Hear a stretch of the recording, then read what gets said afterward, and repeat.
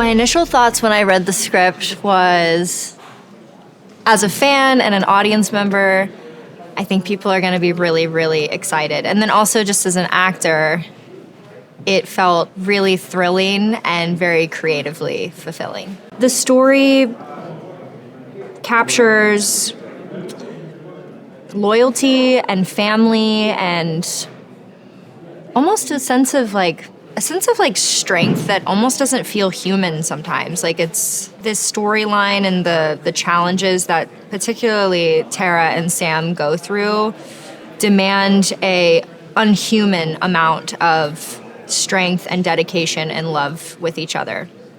And I think that it's only going to make our audience feel more and more invested in Sam and Tara's relationship and survival in the franchise. I think all of that comes from the care and approach that Matt and Tyler have to this project. You can tell that all they want to do is do justice to every previous Scream film that was made. And I think that's why this last film did so well, is because that did translate. That love and that care that Matt and Tyler have for what Wes created is so prevalent in their films. The process working with Matt and Tyler, it feels very supportive, very collaborative, very loving. Again, you're walking into something that's so developed. And as an actor, you want to stay true to that. You want to stay true to the history. So you don't want to touch anything. You're nervous. Like, tell me where to go, tell me where to stand. I don't want to mess anything up. I want to blend seamlessly into what's already been created. But the way that they approach this is, no, we trust you. We vetted you, we put you through the ringer to get this job, and we trust you now. So give us your input. Let's work on this character. Let's build this character. And that's so special. And then also just on set, they make you feel like you have all the time in the world to nail your performance. So that pressure that's always there as an actor to really nail it, it just gets lifted just a little bit, because you know that they're going to give you the time to get what you want and to get the product that you want. There's a lot of callbacks to the original. There's a lot of callbacks to every single film before this one. So if you're invested in the story that Scream has created, you will not be disappointed. I said, hey, look, I really want to be a part of this. I will do anything. Send me the audition. And he's like, whoa, the script's not finished yet. But when it is, I'll send it to you. And I was like, okay. So I waited like 3 months. I did the audition, got a call back, and then met the directors, who are like literally the nicest people on the planet. And it was just like a blast to just jam with them about different ways to, do the audition. Coming from a fan who loved the previous movies, to work with Courtney and Hayden, not only are they legends in the Scream universe, but also just in acting in the industry, they're awesome. So it was just really like a pinch me moment to work with them. I was actually a huge fan of the franchise, and I was a fan of every movie, and I knew that it was like one of the first self-aware horror movie franchises, and Ghostface is an iconic killer. So, I was just jumped at the opportunity to be part of this. I think it's, if not more scary, to be in a place filled with people when you don't know who the killer is, I feel like that would be, in my opinion, more scary, because it's full of people. You don't know, who they are. They could come out of anywhere. In your apartment, on the street, in the subway. It's like you're not safe anywhere. I feel like the best pro and the con are the exact same thing, and it's that it's just a huge city and there's so many people. Because you look at that and you're like, okay, pro, there's a lot of people, so how is Ghostface gonna attack me if I'm in front of all these people, if it's crowded, we're on a subway or wherever.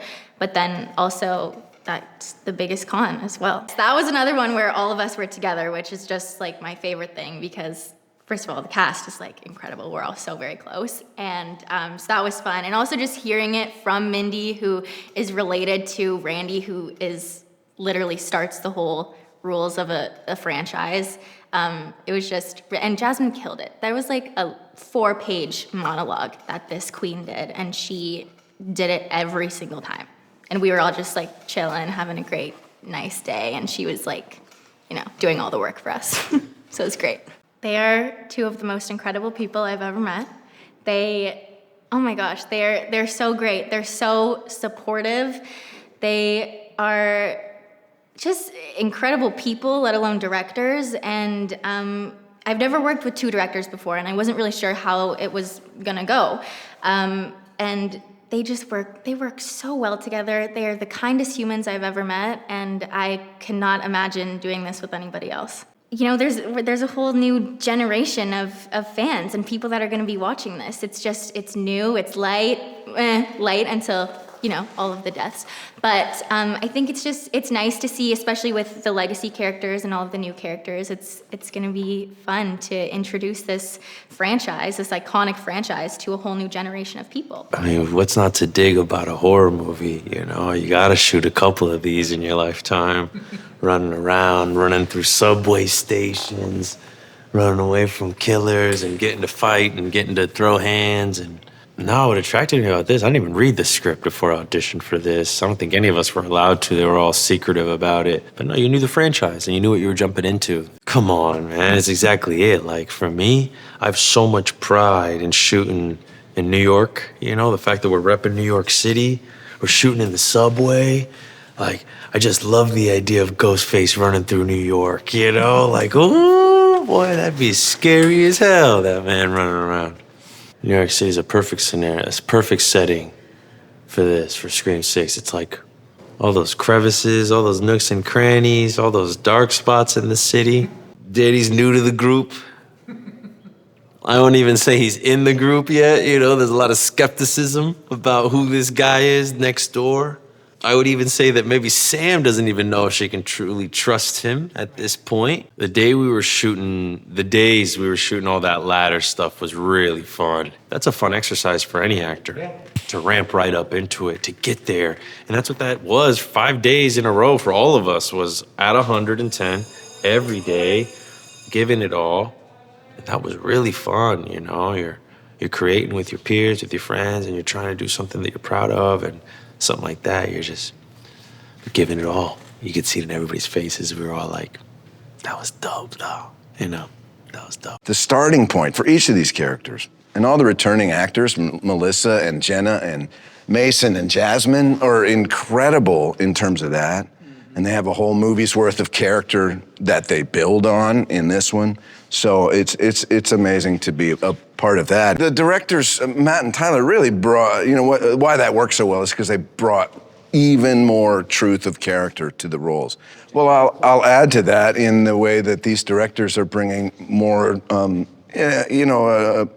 more interesting emotional life to these characters. So, obviously, so it means more when they're attacked or in trouble or brutally hacked up into bits, whichever scene you're referring to. Moving the core four from Woodsboro to New York feels very of the moment and of their generation. Like, I don't know that many young people who want to stay in their small town. And putting them in New York gives them more opportunities, obviously, to be slashed and murdered, but also gives them more opportunity to expand their friend group and have more friends and have more diversity in their circle and be exposed to more ideas and thoughts, which I think lends itself to Ghostface being so much more brutal, because Ghostface is also exposed to more ideas and more ways of murdering, slicing and dicing. I just love these people so much, and I would do I would do anything to work with them every day for the rest of my life. Seriously, it's my favorite cast ever, my favorite crew ever. And I just love all the time that we've had to just go on walks together, ride bikes, and just enjoy a summer together in Montreal. It's a beautiful city. I fell in love with the city. And I want to live here forever with all of them. I think they're going to love Hayden and Dermot. I think they're going to love Gail. I think they're going to love the family aspect and how all of the characters have developed a bit more. And I think that Jenna Ortega is one of the best actresses of her generation, and everyone's going to love her in this movie. She is very intelligent, but says what she's feeling all of the time. And we get to see different levels of that in this movie, which I'm excited about. It's the family dynamic between the four of them, is that should something like what happened in Woodsboro happen again, at least they have each other to sort of rely and support each other through. I'd say for Chad specifically, he's not entirely autonomous without the presence of his sister. So I think anywhere she goes, he's more than happy to follow. Couple that with the fact that he has a deep love for Tara and immense amount of admiration, respect, and love for Sam as well. It only made sense that he would make sure that he was present wherever they were. New York adds an element of agency and higher octane level of pace that vastly exceeds maybe the other films just by virtue of the lifeblood of what New York City is. It's a very fast-moving, very high-intense sort of locale that I think perfectly embodies like what the sixth installment of Scream is and should be. Jasmine is not only the older sister, despite the fact that we play twins, I'm talking now in personal relation, the older sister and maternal force in my life that when I'm away from my everyday atmosphere of like being home in LA, I look to her for both grounding as well as social tutelage and like what it's like to sort of be comfortable in groups of people that maybe I haven't spent a ton of time with. She's a safety net on and off set. She's always there to talk. She's a great cook, great singer. Jenna is constantly teaching me things every day, and I think it'd be an easy compliment to say she's one of the smartest, most intelligent, insightful, and overwhelmingly beautifully composed person I've ever met, both on and off camera, in a way that's just inspiring to be around. I have to imagine the overwhelming amount of excitement and exuberance directed entirely to having Kirby make an appearance you have to want to appeal and excite fans enough to not only consider but actually follow through in bringing back a questionably fated character like Kirby, because I think it was obviously ambiguous for a reason. We brought in Kirby only, to me, speaks to how dedicated this movie, this production, Radio Silence, Six Cream in general is to making sure that the fans have a good time. Matt and Tyler make it fun to be an artist. I think moreover than working with them deliberately on set, it's the moments even leading up to filming where I felt like I could ask them anything about the script, about their process, about what we were maybe to expect when we got to Montreal, that allow me to feel safe and comfortable collaborating once we actually get here. They are absolutely artist first, and they make sure that the process is both understandable and productive as possible.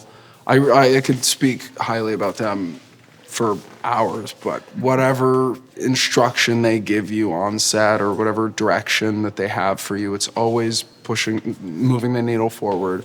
I'm always feeling like I'm getting better, and I'm closer to Chad every time I speak to them. So for what it's worth, I think they're great at their jobs. The last Scream that we did was probably the greatest time I've ever had on a set. Just truly the most wonderful, sweetest cast, crew. So I think that anytime you get to work with people that you love, you're very, very lucky. I feel very, very fortunate. But then two, it's I came into this job knowing it was just going to be a good time, and it wasn't going to feel like work, which is really, really cool. Matt and Tyler, the way that they operate sets, I think that people tend to like them a lot because they're pretty chill and they know what they want, and they don't make things more complicated than they need to be.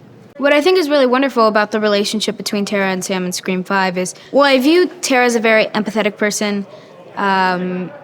She's very loving and I think pretty forgiving. I think that the conversation that Sam and Tara has in the hospital is pretty rare for them, and I think that that's really it's really interesting of Tara, considering Sam left her for 5 years, and so they kind of start close and then they're at odds and then they're close together again because they've been bonded not only by their sisterhood, but this traumatic experience that they've gone through together. But coming into the second one, this is Time Has Passed. Yes, of course, Tara loves her sister, and it's been so nice to have her re-enter her life. The only issue is now Sam will not leave her alone for a second. And I think that any teenager kind of understands, or just anyone in general, sometimes you just need your space. Sometimes you're just worn down, and Tara does not have that opportunity. So again, we're kind of going at each other's throats, but a bit more intensely than we were in the last one. The incredible thing about what they're doing with this story is, it's kind of insane. They've people of color as the leads, people of color who are surviving, an openly queer woman of color surviving and becoming this staple in the franchise. So important, not only for people watching, but then also just for accuracy of the time and making the film a bit more relatable. And Jasmine is one of the funniest people I know. The love I have for that woman is unbelievable. And she knows it, and I know it, but that's definitely one of the stronger relationships that I've built in my lifetime. I was a huge Kirby fan as well. I watch it, and I was one of those people. I didn't even know that it was a thing online or within the community that, oh, Kirby's still alive. I watch it, and I refuse to believe that she died. So that was pretty nice. There's a huge Mexican horror community, which is cool because then they get to see themselves, that feeling. I feel like people don't understand, and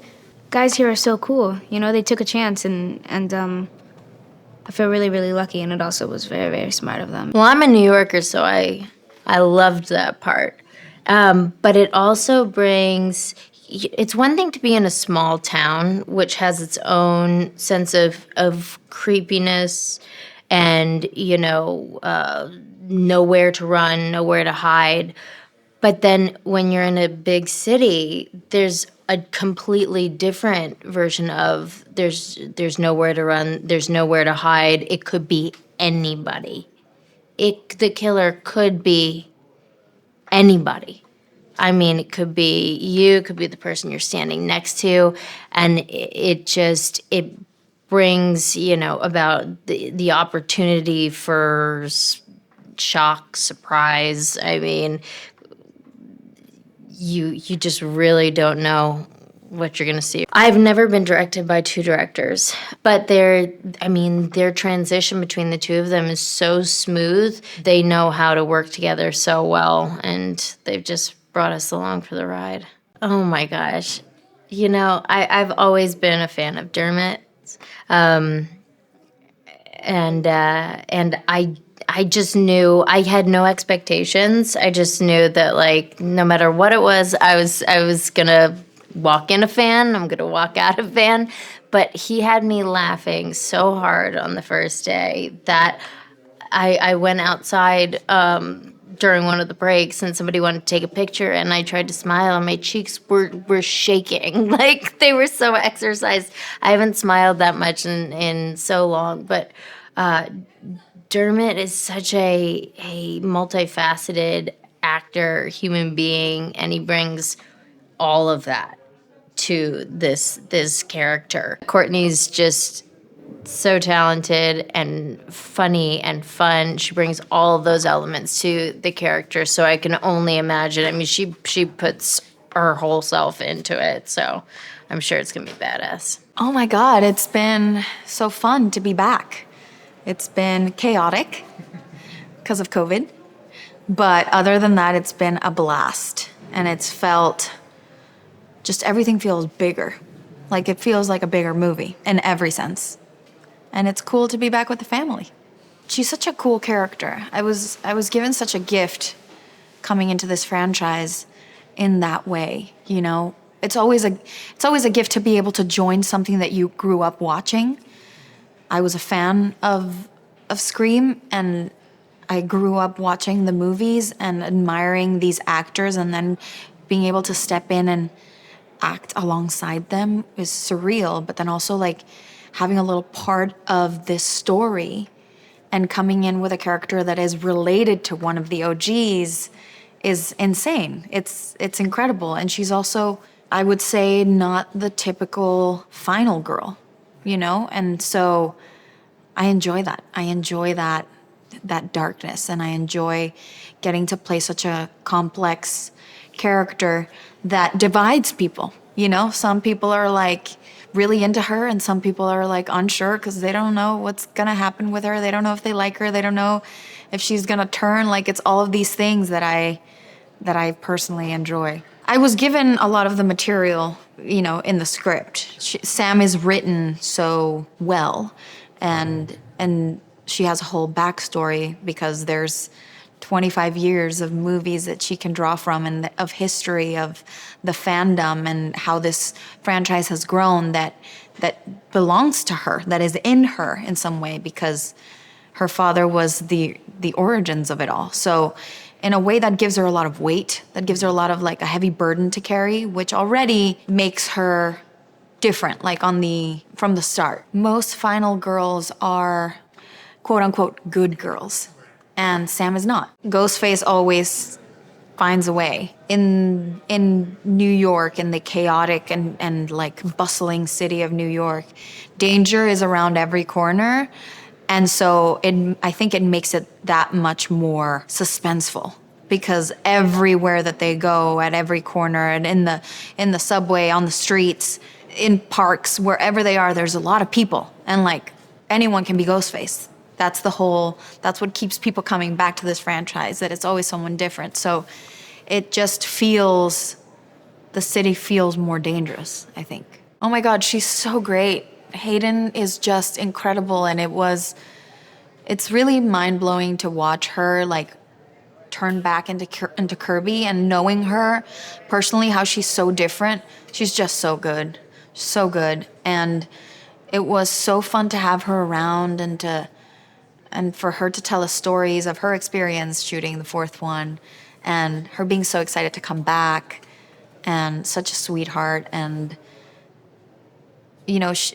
Kirby comes back as a fan favorite. Like, Kirby's back because fans love her character. And she gets to, like, play this, is she, isn't she? Like, is she on their side or is she not?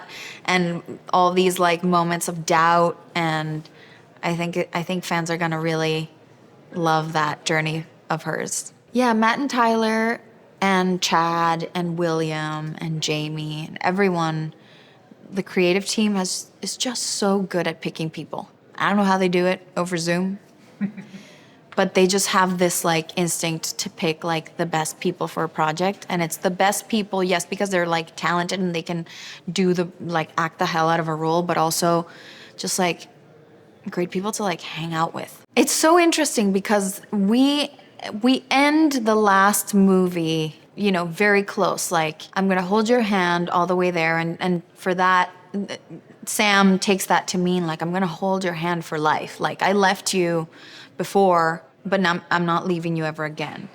And we come in this movie, and they're like sisters, like regular sisters that fight all the time and that are sick of each other. But like, Sam is the overprotective one that is taking her job like way too seriously, and Tara is this girl in college that just wants independence and doesn't want her sister hanging around and like watching her every move.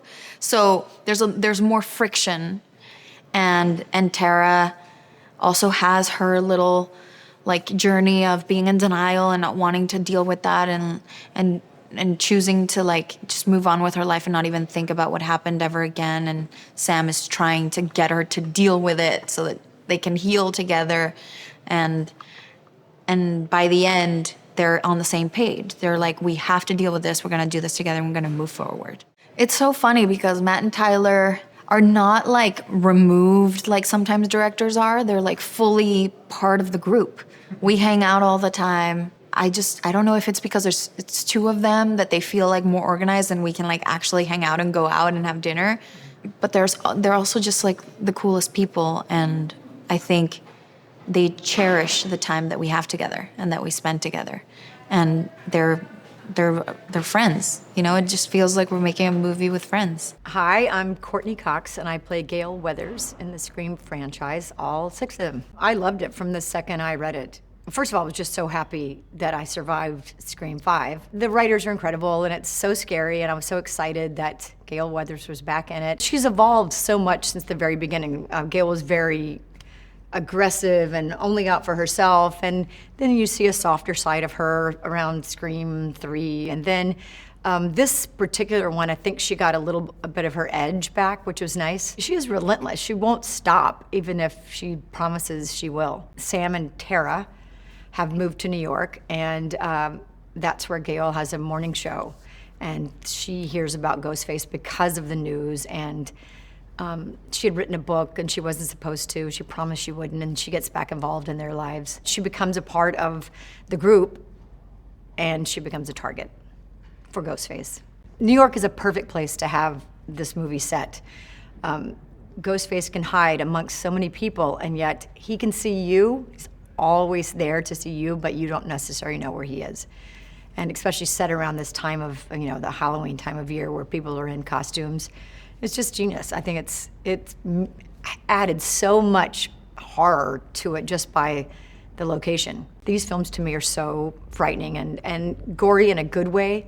It's so realistic, the way they do the special effects and the stabbings, but I think that people are gonna go nuts. It's so much fun, and to see this with an audience and the build and the excitement and the laughter. Matt and Tyler, our directors, they're huge fans of Wes. I think Wes was a huge inspiration to them just in their directing career alone. They are so hip, they're so visual, they're such great people, they're so open, and yet they know exactly what they want. Every time, that last time and then this time, they just keep elevating it, and they don't ride on their laurels of last time it was such a great film. They amped it up in every way, and the writers did, and it's just, I think they're incredible. One of the things that I think Kevin Williamson and of course Wes Craven brought to this franchise, and what they did was they created a horror film that, besides the meta and going and telling us what we shouldn't do in a horror film and then we do it, everything was played realistically. So it's not campy. While it's really funny, it's played seriously. So, I just think what they did with the comedy and then the horror, but you actually are invested in the characters more than, you're not laughing at them. You really don't want them to go because they're so engaging. And I think what Wes created is incredible. And then the guys, they just ran with it and made it up to date, more frightening. Everything that Wes would have done, wanted to have done, and the guys did it. I think people will love seeing Kirby again. Hayden is a great actor. I loved seeing her and getting reacquainted with her after so many years. She was a great character, and she's got such attitude and in a great way. She's funny. I think people will love it. It was great to be on set with Hayden. She's such a nice girl, and she's such a talented actor. Yeah, I just had a really good time with her. I worked with Dermot before. He was on Friends, and he's just such a great guy. Really, he brought so much fun to the set. He's a big storyteller. People just are engaged in what he's saying all the time. I don't know, I think he brought a lot of heart to the film. And when you're so when you're so honest as an actor, it's just nice to have, grounds things. I think that the kills in this movie I don't know how the Ghostface's arm didn't fall off. I've never seen more stabbings, more things. It was unbelievable. And like I said, after the first one, I just had to stop looking because it's crazy. There's more stabbings per person than I've ever seen. And they found some new places to stab people. You have to make it bigger and better. Of course, people expect that. If you didn't, it would, you have to amp it up every time. And they accomplished that. They did a great job.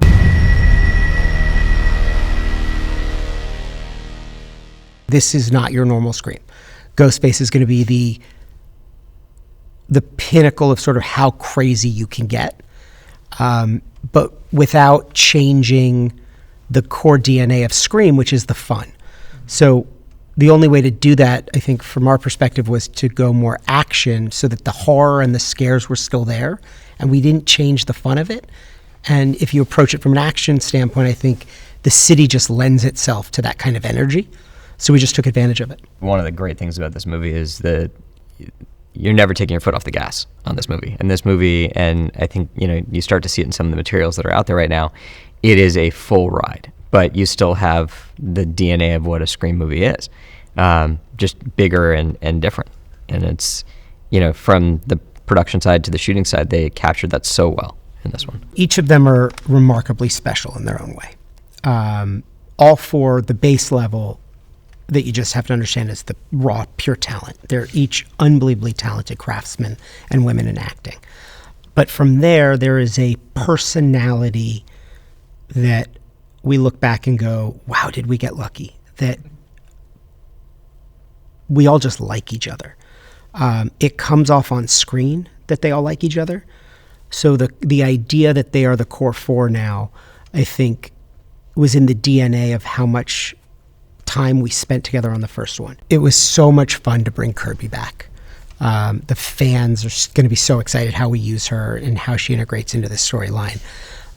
Courtney is just remarkable. I mean, she shows up, she puts the work in, she's unbelievably dedicated. And this level of celebrity that follows her obviously is remarkable, in the things she's done. But the fact that she shows up and after this many years of being in this franchise and just really sets a great tone of what legacy is. And she knows that character. Like the back of her hand, she knows that character. And she does such a good job performing it. And she's fun. I mean, she's amazing. She's crazy talented. And all of the new cast just love her. And she has been unbelievably accepting of us and the new cast. I loved all her sets. I mean, look, the subway is unbelievable, right? And I think, it's interesting when you look at what she was able to do, not only with that set, but some of the other set pieces. They become characters in the movie, right? It's not just a backdrop where things are happening. It's a very interactive, realistic place where you look around and you go, wow, this could actually happen here. And it creates its own sense of, a fear in some of these scenes. I'm a child of 80s movies where it's all popcorn and fun, and I think the fact that you leave the theater having had such a great experience and had so much fun, it's really rewarding for the entire experience to deliver. Right? It's not one scene. And there are great scenes, and there are scenes that I love more than anything, and there will be people that agree with me and have other favorite scenes, and all of that can be argued ad nauseum. But the idea that you leave having had a great experience and had so much fun and finished your popcorn and just said, there's a reason to go to a movie theater because you want to experience with other people, I think we delivered that, and that's what I'm most excited about. The relationship with the characters in the movie and the core four, what has evolved with them, is super fulfilling. And just, I feel like it delivers on every level, from the emotional to the scary to the action to the fun.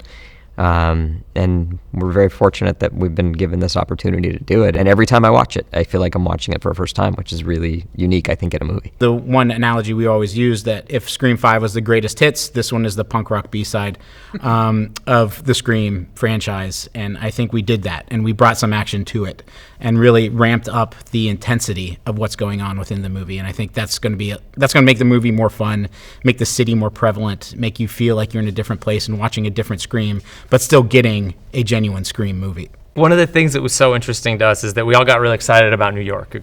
The things that we get excited about as movie lovers when we hear something is in New York. It's got an energy that you just love seeing in movies. And I think one of the things that we did is we wanted to make this a movie that is about people living their lives in New York, not New York. Not the tourist version. Yeah, so we were like, this isn't about going to the Statue of Liberty and Empire State Building. This is about people living their lives in a giant city where there's millions of people.